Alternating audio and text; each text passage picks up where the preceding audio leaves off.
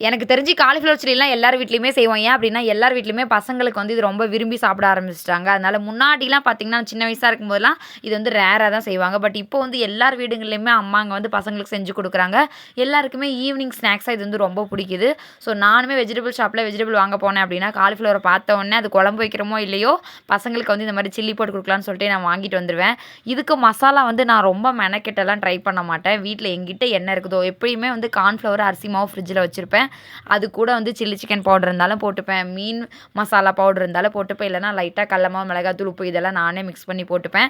இதுக்கு வந்து பெர்மனன்ட்டா என்ன வேணும் அப்டின்னா, ஃபிக்ஸ்டா அப்டின்னு பார்த்தீங்கன்னா, கார்ன்ஃப்ளவரும் அரிசி மாவும் மட்டும் இருந்தா போதும். மத்தபடி வந்து நம்ம விருப்பம் தான். ஸோ எல்லாம் கலந்து பொரிச்சு பசங்களுக்கெல்லாம் குடுத்துட்டு, நான் பாத்திரம் வாஷ் பண்ணலான்னு சொல்லி வெளிய வந்துட்டேன்.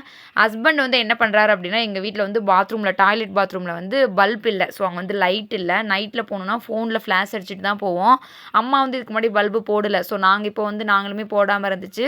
சரி பசங்களுக்கு வந்து நைட்ல ரெஸ்ட் ரூம் போணும்னா ரொம்ப கஷ்டமா இருக்கு. அதனால போட்டுறலாம் அப்படின்னு சொல்லிட்டு நாங்க பார்த்தீங்கன்னா, அத வாங்கிட்டு வந்து ஹஸ்பண்டே போட்டுட்டுருக்காரு. என்ன ஒரு பெனிஃபிட் அப்படின்னா, ஹஸ்பண்டுக்கு இந்த மாரிலாம் வேலை தெரியும் அப்படின்னா, நம்மளே செஞ்சுக்கலாம். இல்லன்னா இதுக்கு ஒரு ஆள வச்சு அவங்களுக்கு ஒரு காச குடுத்து செஞ்சுட்டுருக்கணும்.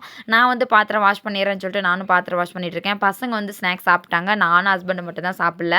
நாங்க இந்த வேலைய முடிச்சுட்டு போய் ஃப்ரீயா உட்காந்து சாப்பிடலாம் அப்படின்னு சொல்லிட்டு, உள்ள வந்துட்டு டைம் பார்த்தா 6:15 ஆயிடுச்சு. சரி நம்ம டைம் ஆச்சு அப்படின்னு சொல்லிட்டு ஊதுபத்தி ஏத்தலாம்னு சொல்லிட்டு சாமிக்கு வந்து கந்த சஷ்டி கவசம் போட்டுட்டு ஊதுபத்தி ஏத்திட்டு இருக்கேன்.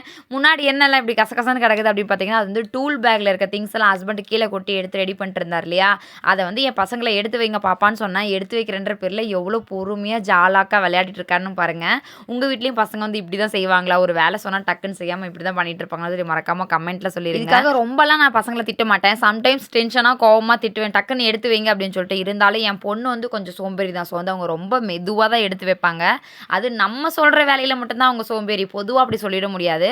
அவங்களோட வேலை செய்றதெல்லாம் ரொம்பவே ஃபாஸ்ட்டா செஞ்சுருவாங்க. முருகருக்கு வந்து டிவிலே காமிச்சுட்டேன். இதில வந்து எனக்கு ஒரு சிலர் கமெண்ட் பண்ணியிருந்தாங்க. "என்ன டிவிலே காமிக்கிறீங்க? புதுசா இருக்கு." அப்படின்னு சொல்லிட்டு. அடுத்து என்ன சரி நம்ம சாப்பிடுவோம்னு சொல்லிட்டு நான் வந்து காலிஃப்ளவர் சில்லி சாப்பிட்டுட்டு இருக்கேன். எப்பவுமே வந்து இந்த மாரி ஸ்நாக்ஸ் வந்து ஈவினிங்ல சாப்பிடுறோம் அப்படின்னா, அது கூட டீ வச்சு குடிச்சா தான் நல்லாருக்குமே. ஸோ நான் டீ வச்சிடலாம் அப்படின்னு சொல்லிட்டு போயிட்டேன். பாப்பா வந்து என்னோட வந்து எடுத்து சாப்பிட்டுட்டு இருக்காங்க. எப்பயுமே நம்ம அப்படிதானங்க நம்ம குழந்தைங்க கேட்டா நம்ம சாப்பிடுறதுலேருந்து எடுத்து குடுத்துருவோம். அடுத்து என்ன டீ வைக்கலாம்னு சொல்லிட்டு போய் டீ தான் எடுத்து வச்சுட்டு இருக்கிறேன். வாஷ் பண்ண பாத்திரம் வந்து எனக்கு கமுத்தாமே இருந்துச்சு. சரி அது ஓரம் கட்டிட்டு நான் ஃபர்ஸ்ட்டு டீய குடிப்போம். அத வந்து அப்புறமா பார்த்துக்கலாம்னு சொல்லிட்டு டீ வைக்க தான் எடுத்து போயிட்டுருக்கேன்.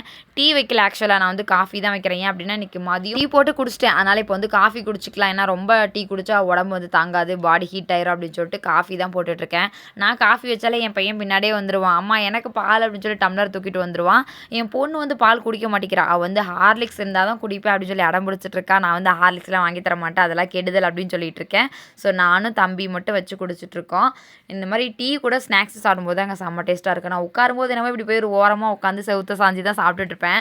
கொஞ்ச நேரம் பார்த்தீங்கன்னா சாப்பிட்டு முடிச்சுட்டு எந்திரிச்சு வந்து சோஃபால ஒரு சைடா உட்காந்து டீ குடிப்பேன். எனக்கு அப்போ தான் ஒரு மாதிரி கம்ஃபர்டபுளா இருக்கும்.